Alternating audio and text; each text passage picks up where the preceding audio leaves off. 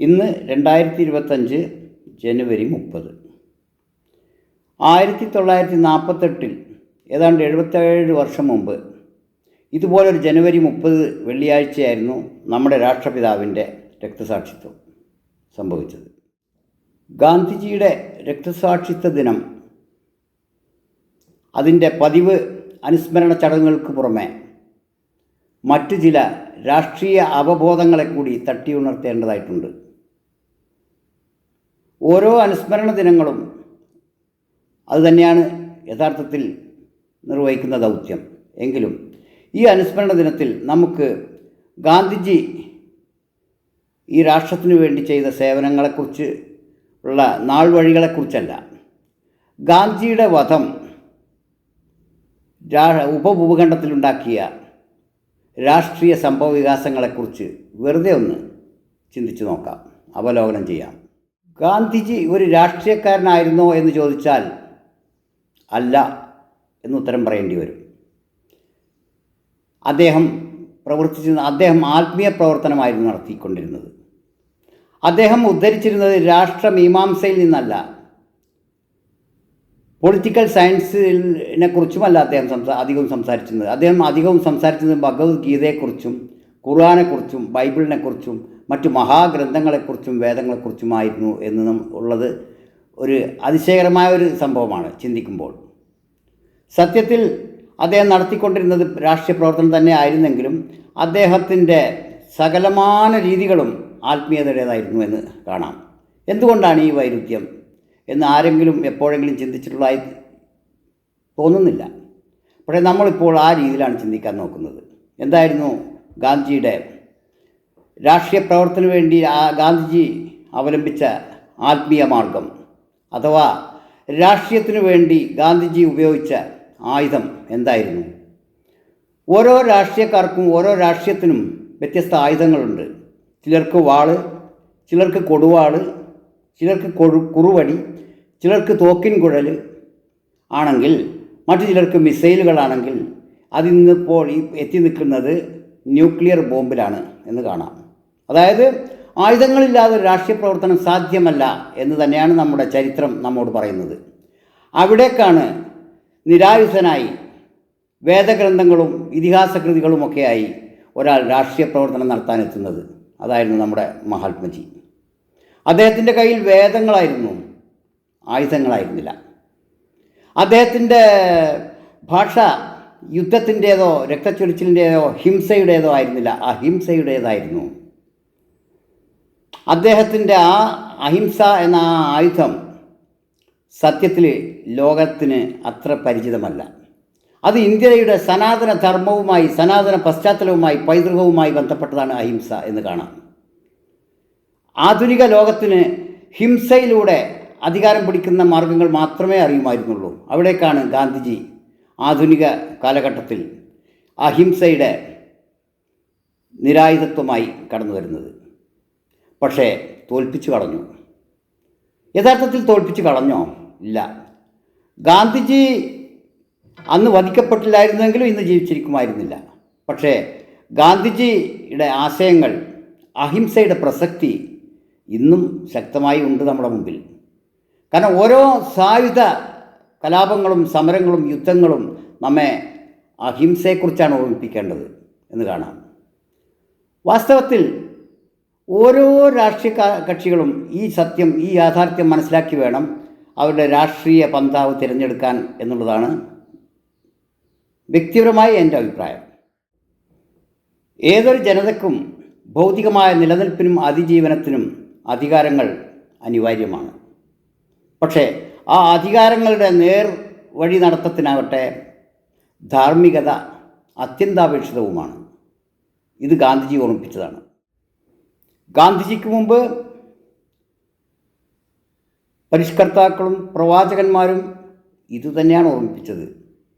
യുദ്ധം കൊണ്ട് ലോകത്തെ കീഴടക്കാമെന്ന് പഠിപ്പിച്ച ഒരു ധാർമ്മിക ഗ്രന്ഥങ്ങളുമില്ല. വാസ്തവത്തിൽ മനുഷ്യൻ്റെ വികലമായ അധികാരമോഹം അവനെ ആയുധമെടുപ്പിച്ചതാണ് സത്യത്തിൽ. യഥാർത്ഥത്തിൽ ആ ആയുധങ്ങളാവട്ടെ ലോകത്ത് നാശമല്ലാതെ മറ്റൊന്നും ഉണ്ടാക്കിയിട്ടുമില്ല. ലോകത്തുണ്ടാക്കിയ എല്ലാ നിർമ്മിതികളും ധാർമ്മിക അടിത്തറയിൽ പടുത്തുയർത്തപ്പെട്ടവയാണ്. ആയുധം കൊണ്ട് ഒന്നും ഉണ്ടാക്കിയിട്ടില്ല, നശിപ്പിക്കപ്പെട്ടതല്ലാതെ. ഈ വസ്തുത ഏറ്റവും അധികം മനസ്സിലാക്കി സ്വജീവിതത്തിൽ സ്വന്തം കർമ്മമണ്ഡലത്തിൽ വിജയിപ്പിച്ച് കാണിച്ചു തന്ന മനുഷ്യനാണ് ആയിരുന്നു മഹാത്മജി എന്നത്.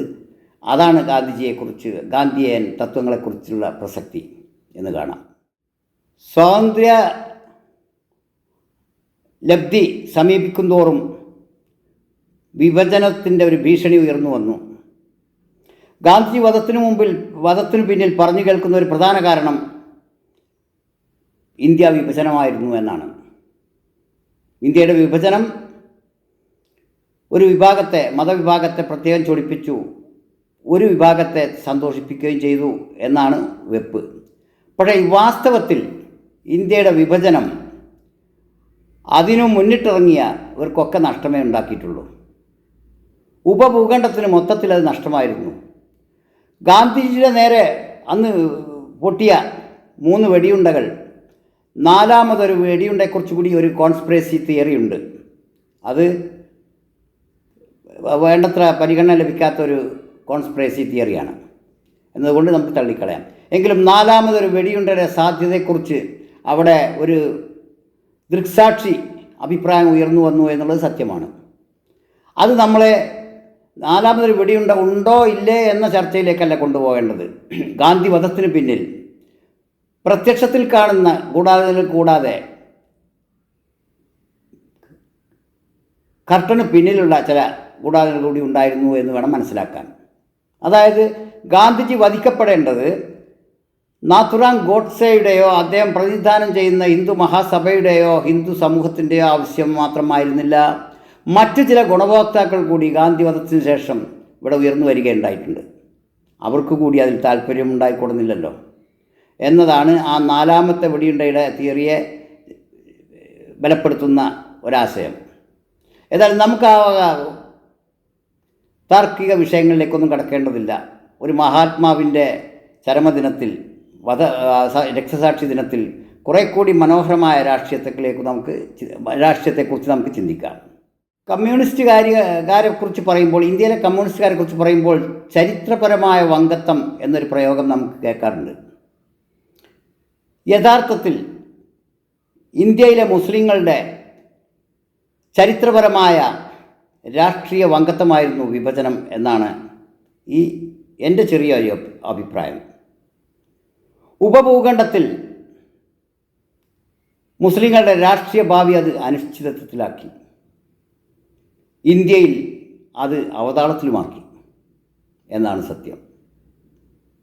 മഹാത്മജി നിലകൊണ്ടത് പ്രവർത്തിച്ചതെല്ലാം തന്നെ ഹിന്ദു മുസ്ലിം മൈത്രി എന്നതിനെ ഉയർത്തിപ്പിടിച്ചുകൊണ്ടായിരുന്നു. അത് തന്നെയായിരുന്നു അദ്ദേഹത്തിൻ്റെ രാഷ്ട്രീയം. അത് മാത്രമായിരുന്നു അദ്ദേഹത്തിൻ്റെ രാഷ്ട്രീയം. അത് തന്നെയായിരുന്നു അദ്ദേഹത്തിൻ്റെ ശത്രുക്കൾക്ക് അദ്ദേഹത്തെ ഉൾക്കൊള്ളാനാകാതെ പോയതിനുള്ള കാരണവും. അതുതന്നെയായിരുന്നു അദ്ദേഹത്തിൻ്റെ വധത്തിന് പിന്നിലുള്ള പ്രധാന പ്രചോദനവും എന്ന് കാണാം. ഈ അവസ്ഥയിൽ വിഭജിത ഇന്ത്യയിൽ മുസ്ലിങ്ങളുടെ ഭാവി ഇത്രമേൽ അരക്ഷിതാവസ്ഥയിലാകാൻ കാരണം ആ വിഭജനമായിരുന്നില്ലേ എന്ന് മുസ്ലിങ്ങൾ ഒഴികെ ബാക്കിയുള്ളവർക്കെല്ലാം അറിയാം. ഇന്നും ഇസ്ലാമിക രാഷ്ട്രീയം എന്ന പേരിൽ ചിലർ മുസ്ലിങ്ങൾ രാഷ്ട്രീയമായി ഇടപെട്ടപ്പോഴൊക്കെ അവർക്ക് രാഷ്ട്രീയമായി നഷ്ടം മാത്രമേ ഉണ്ടായിട്ടുള്ളൂ.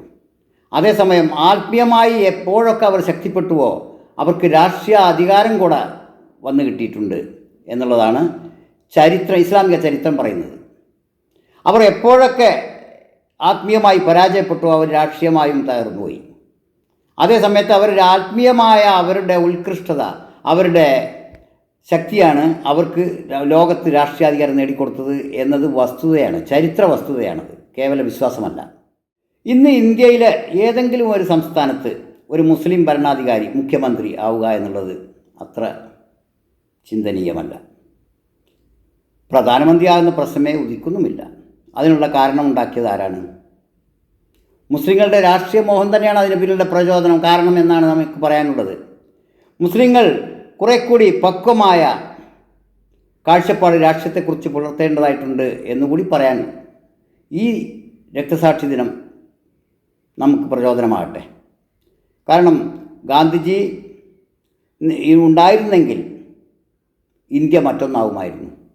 10 കൊല്ലം കൂടെ ഗാന്ധിജി ജീവിച്ചിരുന്നെങ്കിൽ നമ്മുടെ ഉപഭൂഖണ്ഡത്തിൻ്റെ സാമൂഹ്യ രാഷ്ട്രീയ അവസ്ഥകളിൽ സാരമായ മാറ്റങ്ങൾ സംഭവിക്കുമായിരുന്നു എന്ന് വേണം കരുതാൻ.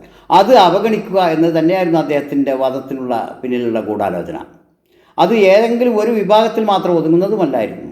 അത് രാഷ്ട്രീയ താല്പര്യമുള്ള എല്ലാവർക്കും ഗാന്ധി ഇനി വേണ്ട എന്ന ചിന്താഗതി ഉണ്ടായിരുന്നു എന്ന് ചില സൂചനകൾ ചരിത്ര പുസ്തകങ്ങളിൽ നിന്ന് നമുക്ക് ലഭിക്കും.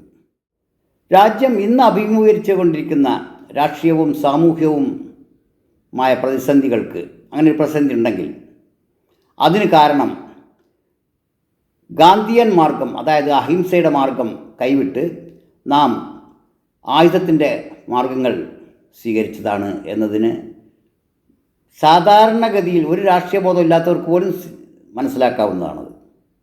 എന്താണ് ഗാന്ധിയൻ വഴി എന്നാൽ അതൊരു പ്രത്യേക രാഷ്ട്രീയ വഴി മാത്രമല്ല, അതൊരു ധാർമ്മിക വഴി കൂടിയാണ്. രാഷ്ട്രീയത്തിൽ ഏറ്റവും പുരാതനമായ വഴികളിൽ ഒന്നാണ് അഹിംസ എന്ന് കരുതുന്നവരാണ് അധിക പേരുണ്ടാവുക. കാരണം ആധുനിക രാഷ്ട്രീയം ആയുധത്തിൻ്റേതാണ്, ന്യൂക്ലിയർ ബോംബിൻ്റേതാണ്, ജൈവ ബോംബുകളുടേതാണ് എന്ന് വിശ്വസിക്കുന്നവരാണ് അധികവും. പക്ഷേ ഏറ്റവും പുരാതനമായ അതിപുരാതനമായ അഹിംസ എന്ന ആയുധം തന്നെയാണ് ഒരു പക്ഷേ ഈ ന്യൂക്ലിയറിനും ബോംബിനും ജൈവ ബോംബുകൾക്കും ശേഷം വീണ്ടും ആധിപത്യത്തിലെത്താൻ പോകുന്നത്. മനുഷ്യന് അവൻ്റെ സർവൈവൽ, അവൻ്റെ നിലനിൽപ്പ്, അവൻ്റെ അതിജീവനം സാധ്യമാകാൻ പോകുന്നത് അഹിംസയിലൂടെ മാത്രമാണ്, സ്നേഹത്തിലൂടെ മാത്രമാണ് എന്ന് കാണാം. ആ ന്യൂക്ലിയർ ബോംബുകൾ നമുക്ക് ജീവിതം കൊണ്ടുവരില്ല, കൊണ്ടുവന്ന ജീവിതത്തെ തകർക്കുകയുള്ളൂ. നമുക്ക് തിരിച്ചു പോകാം, ശിലായുഗത്തിലേക്കല്ല, അയൺ യുഗത്തിലേക്കുമല്ല, ന്യൂക്ലിയർ ജൈവ ബോംബുകളുടെ കാലഘട്ടത്തിലേക്കുമല്ല, അഹിംസയിലേക്ക്. അതാണ് നമ്മുടെ സനാതന മാർഗം, അതാണ് മുസ്ലിങ്ങൾക്ക് ദീനി മാർഗം. കാരണം ഇസ്ലാമിൻ്റെ ദൈവം സ്നേഹത്തിൻ്റെയും കരുണയുടെയും ദൈവമാണല്ലോ. എല്ലാ ദൈവങ്ങളും ആത്യന്തികമായി പ്രയോഗത്തിൽ ഭീകരന്മാരാണെങ്കിലും തത്വത്തിൽ സ്നേഹത്തിൻ്റെ മൂർത്തിമത് ഭാവങ്ങളാണെന്നാണ് ഗ്രന്ഥങ്ങൾ നമ്മളെ പഠിപ്പിച്ചിട്ടുള്ളത്. പ്രയോഗത്തിൽ ഓരോ ദൈവത്തിൻ്റെയും വ്യക്തികൾ മറ്റു ദൈവവ്യക്തികളെ വേട്ടയാടാൻ നടക്കുന്നവരാണെങ്കിലും ഓരോ ദൈവഭക്തരും മറ്റു വിശ്വാസികളുടെയും സഹായത്തിന് വേണ്ടിയുള്ളവരാണെന്നുള്ള രീതിയിലാണ് ഗ്രന്ഥങ്ങൾ നമ്മെ പഠിപ്പിച്ചിട്ടുള്ളത്. പ്രയോഗത്തിൽ മറ്റൊരു തരത്തിലാണ് അനുഭവപ്പെടുന്നതെങ്കിലും. ഏതായാലും ഈ സ്മൃതി ദിനം, ഗാന്ധിയുടെ ഈ രക്തസാക്ഷി ദിനം നമുക്ക് രാഷ്ട്രീയമായി നമ്മുടെ ചിന്തകളെ, സങ്കല്പങ്ങളെ ഒന്ന് പുനഃപരിശോധിക്കാനുള്ള അവസരമായി തീരട്ടെ എന്ന് ആശംസിച്ചുകൊണ്ട് ഞാനിത് അവസാനിക്കുന്നു.